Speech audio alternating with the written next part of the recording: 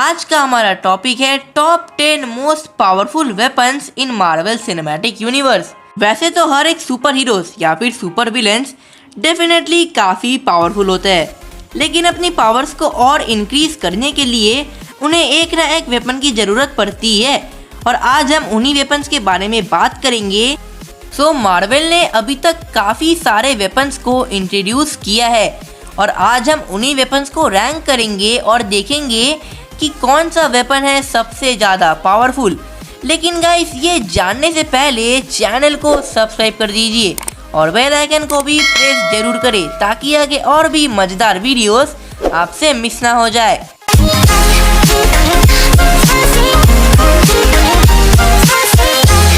Number 10, याका arrow. याका arrow योंडू का एक बहुत ही पावरफुल वेपन है जो कि बना है याका मेटल से। ये वेपन अपने ऑनर के साउंड के सोनिक प्रेफरेंस पर रिएक्ट करता है। इस वेपन को यूज करने के लिए एक कंट्रोलर की जरूरत पड़ती है जिसे पहन कर सही आवाज निकाली जाए तो ये एरो की स्पीड और डायरेक्शन को कंट्रोल किया जा सकता है। ये वेपन दिखने में तो काफी सिंपल लगता है, लेकिन ये वेपन इतना ज़्यादा पावरफुल है कि ये सॉलिड चीज़ों को डिस्ट्रॉय कर सकती है और किसी को भी बुरी तरह से इंजर कर सकती है। और साथ ही इस एरो की स्पीड का तो जवाब ही नहीं। लेकिन याका एरो वाइब्रेनियम से ज़्यादा स्ट्रॉन्ग नहीं है, लेकिन फिर भी ये वेपन काफ़ी पावरफुल है। Number 9, captain America shield. Captain America का ये शील्ड को टोनी स्टार्क के फादर हॉवर्ड स्टार्क ने बनाया है और ये शील्ड पूरे वाइब्रेनियम से बनी है और ये कैप्टन का मेन वेपन है। इस वेपन को प्रोटेक्शन के लिए बनाया गया था, लेकिन कैप्टन इसे प्रोटेक्शन और अटैक्स दोनों के लिए यूज करते हैं। ये शील्ड इतनी ज़्यादा ड्यूरेबल है कि इस पे बॉम्ब्स और बुलेट जैसी चीज़ों का कोई असर नहीं होता और साथ ही ये शील्ड इतनी ज़्यादा स्ट्रॉन्ग है कि ये टैंक्स जैसी चीज़ों को डिस्ट्रॉय कर सकती है। और वैसे तो हम सब ने ये देखा है कि कैप्टन ने इस शील्ड से एलियन शिप्स को भी डिस्ट्रॉय किया था। इस शील्ड को वकांडा मेटल और एडमटियम से तोड़ा जा सकता है। Number 8, double edge sword. Double edge sword को यूज करता है थैनोस। ये डबल एज स्वॉर्ड उरू मेटल से बना है। हमने अवेंजर्स एंड गेम में देखा ही है कि डबल एज स्वॉर्ड ने कैप्टन के वाइब्रेनियम शील्ड को तोड़ दिया था, क्योंकि ये स्वॉर्ड उरू मेटल से बना है और उरू मेटल वाइब्रेनियम से काफी स्ट्रॉन्ग होती है। और साथ ही अवेंजर्स एंड गेम में थैनोस ने इसी वेपन से थॉर और आयरन मैन के कंबाइंड अटैक को अपने इस स्वॉर्ड से डिफेंड किया था। लेकिन थैनोस का ये स्वॉर्ड स्कारलेट विच के आगे नहीं टिक पाया, क्योंकि स्कारलेट विच केओस मैजिक का यूज करती है और स्कारलेट विच केओस मैजिक से इस स्वॉर्ड को तोड़ देती है। नंबर 7, म्योनियर। थॉर का म्योनियर एक बहुत ही पावरफुल वेपन है। थॉर के लाइटनिंग पावर्स को भी इंक्रीज करता है और म्योनियर एनर्जी ब्लास्ट कर सकता है। और एनर्जी ब्लास्ट करने के अलावा म्योनियर काफ़ी फास्ट फ्लाई भी कर सकता है। और म्योनियर की एक खास बात है, वो है वर्दीनेस का एन्चेंटमेंट, जिसके वजह से वर्दी लोग ही म्योनियर को उठा सकते हैं और म्योनियर की पावर को यूज़ भी कर सकते हैं। और बात करें म्योनियर की कुछ और पावर्स की, तो म्योनियर लाइटनिंग पावर्स कर सकता है, थंडर स्ट्राइक कर सकता है, एनर्जी प्रोजेक्शन कर सकता है और अपने ओनर को झटके में हील भी कर सकता है। साथ ही म्योनियर की एक और ख़ास बात है कि अगर म्योनियर अपने ओनर से दूर हो जाए तो म्योनियर अपने ओनर के सोचने पर ही उसके पास वापस आ जाता है। नंबर 6, गंगनीर। गंगनीर भी उरू मेटल से बना है और गंगनीर एक स्पीयर वेपन है और गंगनीर को सिर्फ एसगार्ड का किंग ही यूज़ कर सकता है। और गंगनीर को पहले ओडिन के फादर बॉर यूज़ करते थे, उसके बाद गंगनीर को ओडिन ने यूज़ किया, जिसके वजह से गंगनीर में 2 एसगार्डियन किंग्स की पावर है। बॉर और ओडिन ने इस गंगनीर से काफ़ी फाइट्स जीती है। सो गाइस, बात करें गंगनीर की पावर्स की, तो गंगनीर का निशाना कभी नहीं चूकता।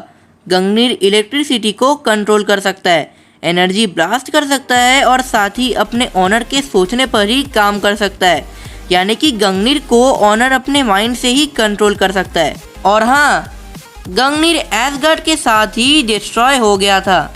Number 5, 10 rings. 10 रिंग्स 10 रिंगों का एक सेट है जिसके अंदर अमेजिंग मिस्टिकल पावर्स है। बात करें 10 रिंग्स की पावर की, तो जो 10 रिंग्स को पहनता है उसके पास आ जाती है सुपर ह्यूमन स्ट्रेंथ, जिससे इस रिंग को यूज करने वाला जबरदस्त अटैक्स कर सकता है और बुलेट्स को भी डिफ्लेक्ट कर सकता है। इसके साथ साथ 10 रिंग्स का ऑनर एनर्जी ब्लास्ट कर सकता है और एनर्जी शेड क्रिएट करके अपने आप को प्रोटेक्ट कर सकता है, लॉन्ग जंप्स मार सकता है, फ्लाई कर सकता है और तो और इन रिंग्स को पहनने के बाद इसके यूजर अपने एजिंग को भी रोक सकता है। ये 10 रिंग्स इतनी ज़्यादा पावरफुल है कि शू वेनवू ने इस रिंग्स को यूज़ करके हज़ारों बैटल्स जीते हैं और अकेले ही बड़े से बड़े आर्मी को भी इन रिंग्स को पहनकर डिफीट किया है। लेकिन अभी तक 10 रिंग्स की फुल पावर हमें MCU में नहीं दिखाई गई है। होपफुली आगे जाके शायद हमें 10 रिंग्स की फुल पावर को दिखाया जाएगा। सो इसीलिए इन 10 रिंग्स की प्रेजेंट फीट्स के चलते ये नंबर 5 पे रैंक करती है। नंबर 4, स्टॉर्मबेकर। स्टॉर्मबेकर थॉर का सबसे पावरफुल वेपन है। स्टॉर्मबेकर उरू मेटल से बना है। ये एक ऐसा वेपन है जिसे न्यूट्रॉन स्टार के फुल फोर्स से बनाया गया है। स्टॉर्मबेकर अब तक एसगार्ड का सबसे पावरफुल वेपन है। स्टॉर्मबेकर थॉर के पावर को कई गुना ज़्यादा इंक्रीज कर देती है। अगर बात करें स्टॉर्मबेकर की पावर्स की तो स्टॉर्मबेकर बाइफ्रॉस्ट समन कर सकता है, जिससे वो कहीं पर भी टेलीपोर्ट हो सकता है और इन्फिनिटी वॉर में थॉर ने स्टॉर्मबेकर का इसी पावर का यूज करके वकांडा में अपनी धमाकेदार एंट्री की थी। स्टॉर्मबेकर के अटैक्स इतने ज़्यादा पावरफुल है कि थॉर ने अपने स्टॉर्मबेकर के हेल्प से इजीली थैनोस के स्पेसशिप्स को डिस्ट्रॉय किया है और इसके अलावा थॉर ने अपने इसी स्टॉर्मबेकर से थैनोस के 6 इन्फिनिटी स्टोन्स को इजीली डिफेंड कर चुका है, जो सच में काफ़ी ओपी है। थॉर स्टॉर्मबेकर का यूज करके लाइटनिंग अटैक्स कर सकता है, तेज फ्लाई कर सकता है, एनर्जी प्रोजेक्शन कर सकता है और साथ ही एनर्जी अटैक्स को डिफ्लेक्ट भी कर सकता है। स्टॉर्मबेकर के अंदर कोई वर्दीनेस का एन्चेंटमेंट तो नहीं है, जिसकी वजह से कोई भी पावरफुल कैरेक्टर स्टॉर्मबेकर को उठा सकता है, लेकिन स्टॉर्मबेकर के पावर को यूज नहीं कर सकता, क्योंकि स्टॉर्मबेकर के पावर को सिर्फ एसगार्ड का किंग यूज कर सकता है, जिसके वजह से सिर्फ थॉर ही स्टॉर्मबेकर के पावर को यूज कर सकता है।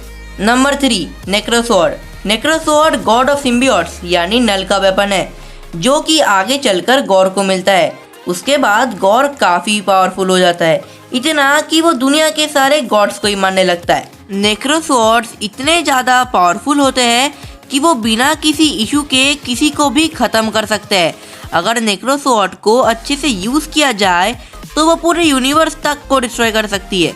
अगर बात करें नेक्रोसॉर्ड की पावर्स की तो नेक्रोसॉर्ड अपने यूज़र को सुपर ह्यूमन स्ट्रेंथ प्रोवाइड करता है, सुपर स्पीड प्रोवाइड करता है और नेक्रोसॉर्ड डार्क एनर्जी मैनिपुलेशन कर सकता है और साथ ही अपने ऑनर को हील भी कर सकता है। इसके साथ ही नेक्रोसॉर्ड एक गॉड किलर वेपन है, जो इस वेपन को और ज़्यादा पावरफुल बनाती है। Number 2, dark hold. Dark hold magical spells की एक बुक है। डार्क होल्ड बुक के अंदर डार्क मैजिक की इन्फिनाइट नॉलेज है और इस बुक को जो रीड करता है वो उन सारे डार्क मैजिक स्पेल्स को सीख सकता है, जिसके बाद वो रीडर कुछ भी कर सकता है। डार्क होल्ड अपने रीडर को सारी डार्क मैजिक नॉलेज देता है, लेकिन इस डार्क होल्ड को रीड करने की वजह से इसका रीडर इविल हो जाता है और सारे बुरे काम करने लगता है। Number 1, infinity gauntlet with infinity stones.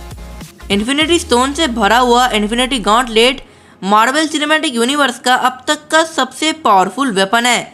इस वेपन के हेल्प से ऑलमोस्ट सब कुछ किया जा सकता है। अगर हम बात करें इसकी पावर्स की तो इस वेपन से रियलिटी चेंज किया जा सकता है, माइंड कंट्रोल किया जा सकता है, एनर्जी ब्लास्ट किया जा सकता है, टाइम ट्रेवल किया जा सकता है और भी बहुत कुछ किया जा सकता है। ये infinity gauntlet with infinity stones पूरे यूनिवर्स को सिर्फ एक चुटकी में डिस्ट्रॉय कर सकती है।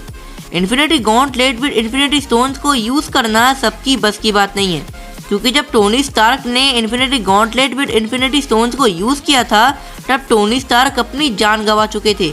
सिर्फ पावरफुल लोग ही infinity gauntlet with infinity stones को यूज़ कर सकते हैं, लेकिन फिर भी वो इंजर्ड तो हो ही जाते हैं। सो यही थे मार्वल सिनेमैटिक यूनिवर्स के टॉप 10 मोस्ट पावरफुल वेपन्स की लिस्ट। सो गाइस, आपको इन सारे वेपन्स में से कौन सा वेपन सबसे ज़्यादा पावरफुल लगा हमें कमेंट करके ज़रूर बताइए। नेक्स्ट डीसी यूनिवर्स के वेपन्स के बारे में वीडियो देखना है तो हमें ज़रूर कमेंट्स करिए। सो गाइस, आज के लिए बस इतना ही। मिलते हैं अगली वीडियो में, तब तक के लिए bye bye and take care of you and your family.